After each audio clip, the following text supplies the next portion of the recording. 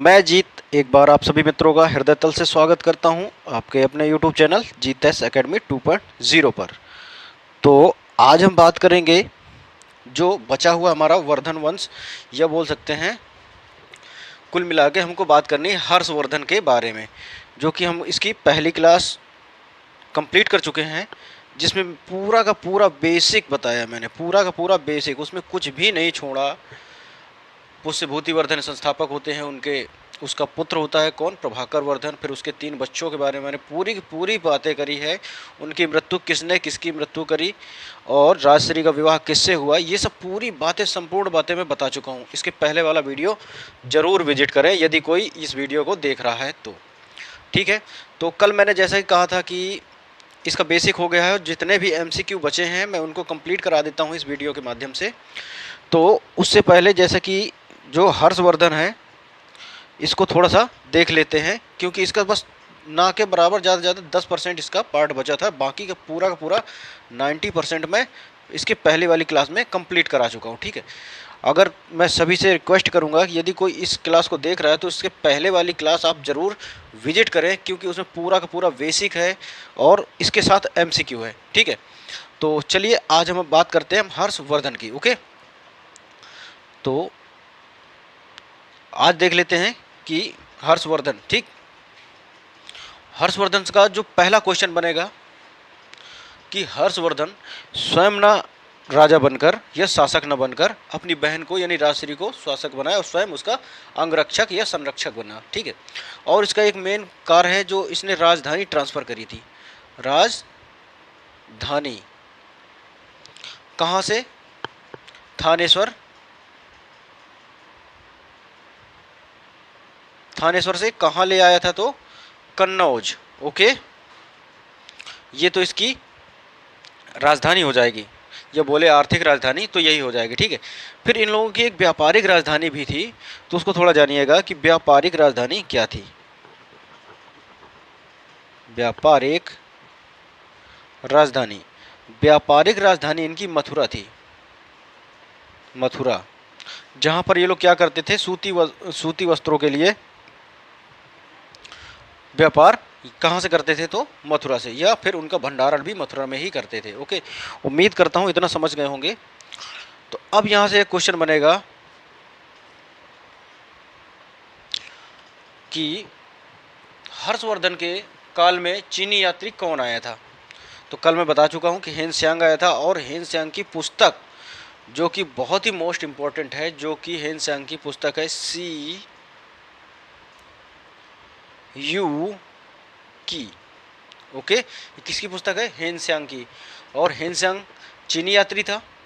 हेन त्सांग को और क्या कहते हैं, इसकी उपाधि क्या है हेन त्सांग की, तो नीति का पंडित, नीति का पंडित, और क्या कहते हैं, यात्रियों का राजकुमार।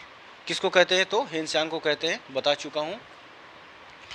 फिर कन्नौज में 5वीं बौद्ध संगीति होती है, तो हेन त्सांग की अध्यक्षता में होती है, ये भी बता चुका हूँ। और हर्षवर्धन को किसने हराया था, कल की क्लास में मैं बता चुका हूँ, तो आपको कमेंट बॉक्स में छापना है कि हर्षवर्धन को किसने हराया था। ओके, ठीक, तो अब यहाँ पे बात करते हैं हम लोग MCQ की। बस इतना ही बेसिक था इसका, और जानते हैं पूरे देखना, डिट्टो के डिट्टो क्वेश्चन मिलेंगे, जितना भी बेसिक पॉइंट बता चुका हूँ उसी से संबंधित। ठीक है, तो जैसा कि 25 नंबर का क्वेश्चन देख लेते हैं हम लोग।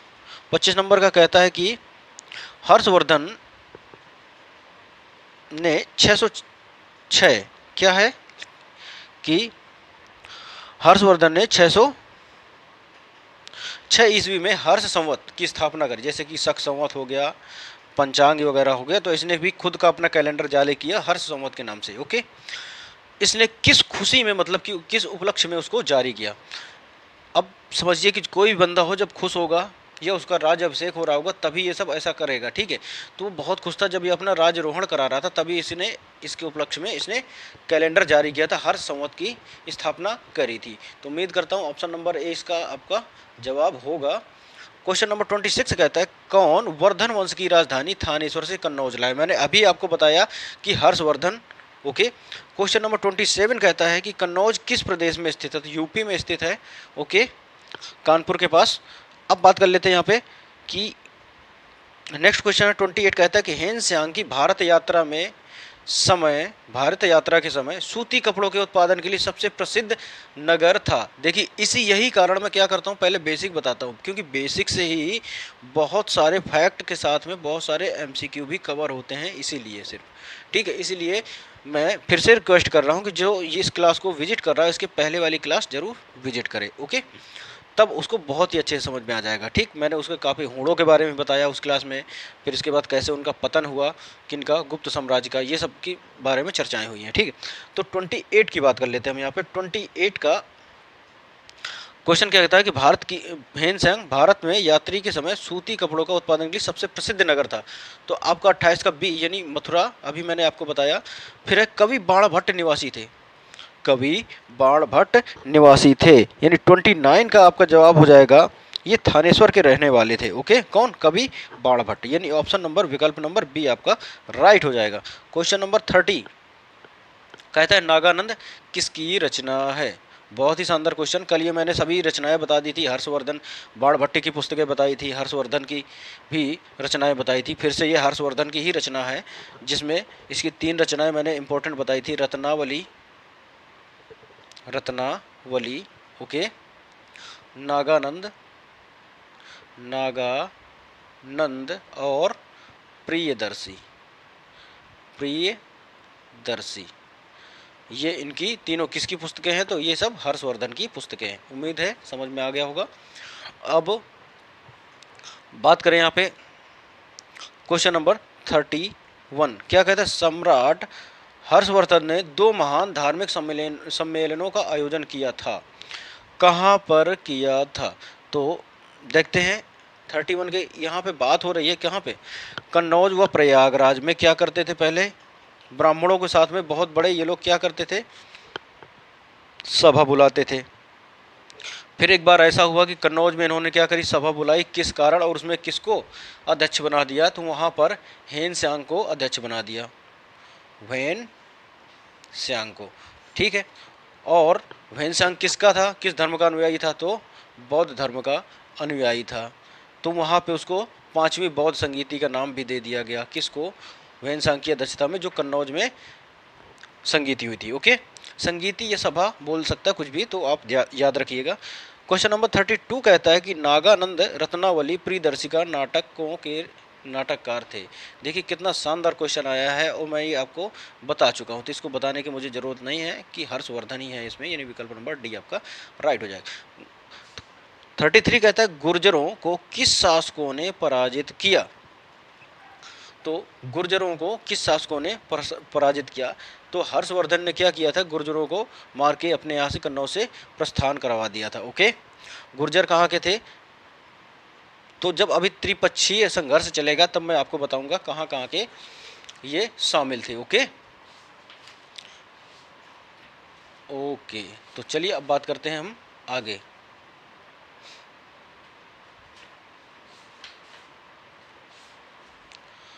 तो अब देखते हैं क्वेश्चन नंबर 34, कहता है आज भी भारत में हेन त्सांग को याद करने का मुख्य कारण क्या है?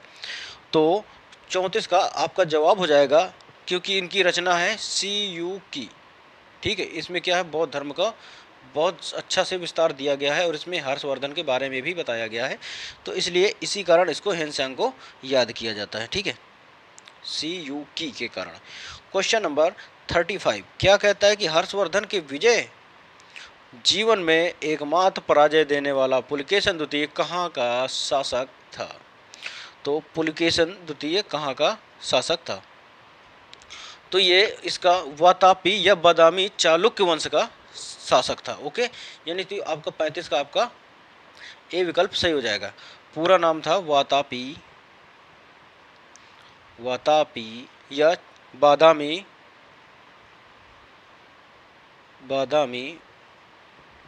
चालुक्य वंशीय पुलकेशिन द्वितीय, पूरा इसका नाम था, ओके। फिर है 36 कहता है आपका, कह रहा है कि हर्षवर्धन के समय अपनी पुत्री का विवाह वल्लभी नरेश से किया। हर्षवर्धन ने अपनी पुत्री का विवाह वल्लभी नरेश से किया। वल्लभी बोले तो जो गुजरात का नरेश था, ओके, जो कि उसकी एक बड़ी कूटनीति उपलब्धि थी। वल्लभी नरेश का नाम था, तो वल्लभी नरेश कौन था, उसका नाम क्या था? तो 36 का आपका ये ध्रुवसेन जो था वल्लभी का शासक था, उसी के साथ में हर्षवर्धन ने अपनी पुत्री का विवाह कर दिया था। ओके, क्वेश्चन नंबर है 37 कहता है कि 641 ईसा में किसने चीन के राजा ताई उत्सुंग के पास एक राजदूत भेजा था? तो जाहिर सी बात है, आप थोड़ा सा अगर इधर यहाँ से अगर थोड़ा दिमाग लगा लेंगे तो जाहिर सी बात है, चीनी यात्री कौन आया था हर्षवर्धन के शासनकाल में? तो हेनसांग आया था। तो जाहिर सी बात है तभी ये भेज पाएगा, तो हर्षवर्धन ही भेजेगा, और को तो कोई इसमें भेजेगा ही नहीं। देखिए राज्यवर्धन तो ये तो थे ही नहीं, ये तो मर ही गए थे, और आदित्यवर्धन ये भी नहीं थे, प्रभाकर वर्धन ये भी नहीं थे। ठीक, यानी विकल्प नंबर डी आपका राइट हो जाएगा। क्वेश्चन नंबर 38 की बात करते हैं। 38 कहता है कि हर्षवर्धन के क्या कहता है कि हर्षवर्धन के भारतीय मिशन के जवाब में चीनी सम्राट ताइसुंग ने 3 चीनी मिशन हर्षवर्धन के दरबार में भेजे थे, जिसमें से एक मिशन हर्षवर्धन के मरणोपरांत पहुंचा था, और अंतिम मिशन में शामिल उस चीनी राजदूत का नाम क्या था जिसने हर्षवर्धन की मृत्यु के तुरंत बाद जो घटना घटित हुआ था उसका विस्तार से वर्णन किया था? तो ये किसकी बात हो रही है? तो 38 के यदि हम जवाब की बात करें तो वे वान वेन तिसे की बात हो रही। किसकी बात हो रही? वान वे तिसे की। ओके, ये कौन था? तो हेनसेंग का पुत्र था। ओके, फिर यदि यहाँ पे बात करें, यहाँ पे किस चीनी यात्री को वर्तमान शाक्य मुनि एवं यात्रियों का राजकुमार कहा जाता है? तो ये सब किसकी बात हो रही? तो हेनसेंग की बात हो रही, जिनको यात्रियों का राजकुमार और क्या कहते हैं, यात्रियों का राजकुमार और नीति का पंडित के नाम से जानते हैं। ओके, यानी 39 का आपका विकल्प नंबर बी आपका राइट हो जाएगा। फिर देखते हैं क्वेश्चन नंबर 40 कहता है कि हेनसेंग भारत में लगभग कितने साल तक रहा? तो आपको बता दें कि ये 14 साल तक रुका था। कब, कितने साल तक रुका था? 14 साल तक। तो यानी 40 का आपका जवाब हो जाएगा यहाँ पे विकल्प नंबर सी आपका राइट हो जाएगा। क्वेश्चन नंबर 41 कहता है कि हेनसेंग के समानार्थ एवं महायान धर्म के प्रचारक हर्षवर्धन ने कहाँ महासभा का आयोजन 643 ईस्वी में करवाया था? तो 643 ईस्वी की बात हो रही थी, यानी ये बात हो रही है कन्नौज की। किस, कहाँ की? कन्नौज की, जहाँ पे हेनसेंग ने 5वीं बौद्ध संगीति कराई थी उसको। ओके, किसकी अध्यक्षता में? तो हेनसेंग की अध्यक्षता में। किसने करवाया था? तो हर्षवर्धन ने। ओके, क्वेश्चन नंबर 42 कहता है कुंभ मेला को प्रारंभ करने का श्रेय किसे दिया जाता है? तो 42 का आपका जवाब हो जाएगा कि ये हर्षवर्धन को दिया जाता है। ओके, जो कुंभ मेला आजकल होता है, जो 12 वर्ष में होता है या 6 वर्ष में होता है, अर्ध कुंभ मेला, तो ये सब किसकी देन है?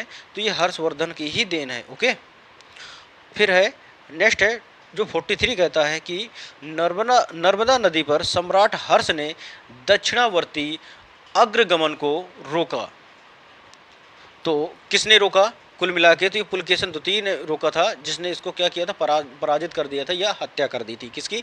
नर्मदा नदी के तट पर किसकी हत्या कर दी थी? हर्षवर्धन की। ओके, उम्मीद करता हूँ समझ गए होंगे। तो आपकी 43 का जवाब यानी विकल्प नंबर बी आपका राइट हो जाएगा। क्वेश्चन नंबर 44 क्या कहता है कि निम्नलिखित में से किसने नालंदा विश्वविद्यालय को 100 ग्रामों की आय दान स्वरूप में दे दी थी? तो ये मैंने कल आपको बेसिक में बताया था कि हर्षवर्धन ने दिया था नालंदा विश्वविद्यालय को। ओके, क्वेश्चन नंबर 45 की बात करते हैं। तो 45 बहुत ही शानदार है। इसको चलो, इसमें मैचिंग खेलना है तो इसके साथ में खेलते हैं हम लोग। तो बात करें हम यहाँ पे हर्षचरित या कादम्बरी, किसके, इसके रचनाकार कौन है? तो हर्षचरित या कादम्बरी किसके, इसके रचनाकार है? बाणभट्ट। ओके, फिर है नीति शतक, श्रृंगार शतक, भक्ति शतक। नीति शतक, श्रृंगार शतक और भक्ति शतक ये किसके हैं? तो ये हैं आपके भर्तृहरि की, यानी विकल्प नंबर बी का दूसरा। ओके, फिर है कि सूर्य शतक। सूर्य शतक किसकी है? तो मयूर की है। ओके, और प्रियदर्शी रत्नावली नागर नंद किसकी है? तो हर्षवर्धन की है। तो उम्मीद करता हूं कि एक का चौथा, दूसरे का दूसरा, तीसरे का तीसरा और चौथे का पहला विकल्प यानी इसका सही हो जाएगा। तो बढ़ते हैं आगे। क्वेश्चन नंबर 46 क्या कहता है, इसको देखते हैं। कहता है निम्नलिखित में से कौन हर्षवर्धन के दरबार से संबंधित नहीं है। तो देखते हैं। तो ऑप्शन की बात करें यहाँ पे बाणभट्ट है, कालिदास है और भर्तृहरि और मयूर में आपको बताना है, क्योंकि तो हम आपको बता दें संबंधित नहीं है पूछ रहा है, ठीक है। तो अभी आपने देखा भर्तृहरि भी इसी के दरबार में थे, किसके, हर्षवर्धन के, और मयूर भी इसी के ही दरबार में थे, हर्षवर्धन के, ओके। लेकिन कालिदास इसमें नहीं थे, याद रखिएगा, ओके। कालिदास नहीं थे, बाकी ये तीनों थे किसके दरबार में, तो हर्षवर्धन,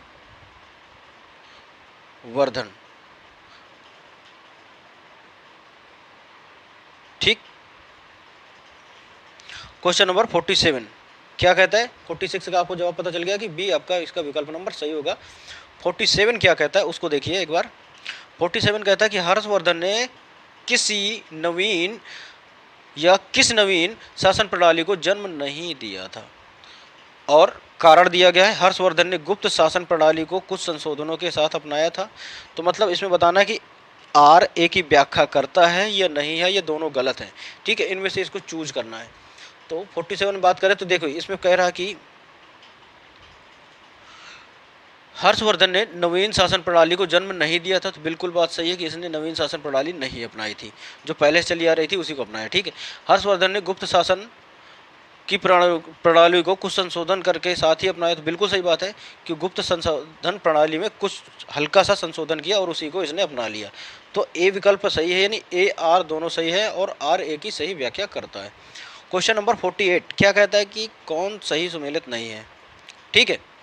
तो 48 की देखते हैं कौन सुमेलित है, इसमें बताना है, ठीक है। अवंती हर्षवर्धन का प्रधानमंत्री था, बिल्कुल सही बात है। और सिंहनाद कौन था, महासेनापति था, ये भी बिल्कुल सही बात है। और कुंतल ये क्या था, सेनापति था, यानी यह क्या करता था, घोड़ों की कमान संभालता था, घोड़सवारों की कमान संभालता था, ठीक है। यानी अश्वसेनापति था, ठीक है। तो यानी ये तीनों विकल्प सही है, यानी विकल्प नंबर आपका डी आपका राइट हो जाएगा। अब देख लेते हैं कुछ और यहाँ पे बचे हैं और इसके साथ ही सेशन हम अपना ख़त्म करेंगे। इसमें कहता है कि किसका कथन है कि भारत, बहुत ही शानदार क्वेश्चन है, आर के लिए बहुत ही बेहतर और जानदार क्वेश्चन है। इसके ऐसे क्वेश्चन पीसीएस वगैरह में पूछे जाते हैं। देखिए इसमें क्या कथन है कि भारत के लोग गर्म मिजाज के हैं, उन्हें जल्दी गुस्सा आता है परंतु ईमानदार होते हैं, भारतीय स्वच्छता प्रेमी है। ये किसकी पुस्तक में लिखा है, ये ऐसा जवाब आपको बताना है। मेगास्थनीज की लिखा है इंडिका में, या फाहियान की लिखा है, या हेनसांग की लिखा है, या इत्सिंग की लिखा है। तो अब अगर थोड़ा सा यहाँ पे रिलेट कर लेंगे दिमाग को, तो सबसे ज़्यादा हर्षवर्धन का शासन का चल रहा था और उस समय चीनी यात्री कौन था, हेनसांग, तो यानी हेनसांग की ही पुस्तक में लिखा था, ओके। यानी विकल्प नंबर आपका सी इज राइट हो जाएगा। क्वेश्चन नंबर 50 कहता है अग्रहार का अर्थ है। तो अग्रहार का अर्थ क्या था, तो अग्रहार उसे कहते थे कि जब ब्राह्मणों को दिए जाने वाला कर, मतलब उस भूमि को मुक्त कर दिया जाता था, उसको क्या कहते थे, अग्रहार कहते थे। यानी ब्राह्मणों को दिया जाने वाला कर, मुक्त भूमि अनुदान जो होता था उसको क्या कहते थे, अग्रहार, ओके। यानी ब्राह्मणों द्वारा लगाया कर हटा देना, ओके। फिर है यहाँ पे 51 कहता है कि घटी यंत्र या तुला यंत्र का प्रयोग होता था, 51 का। तो ये घटी यंत्र या तुला यंत्र का प्रयोग किया जाता था किस प्रकार से, कि खेती की सिंचाई के लिए, ओके। किसके लिए, खेती की सिंचाई व्यवस्था के लिए इसका प्रयोग किया जाता था, घटी यंत्र या तुला यंत्र का प्रयोग। ये मैंने बेसिक में नहीं बताया आपको क्वेश्चन, ना ही ये भी बताया, ठीक है। तो ये इंपॉर्टेंट क्वेश्चन, इनको देख लीजिएगा। क्वेश्चन नंबर फिर बढ़ते हैं यहाँ पे।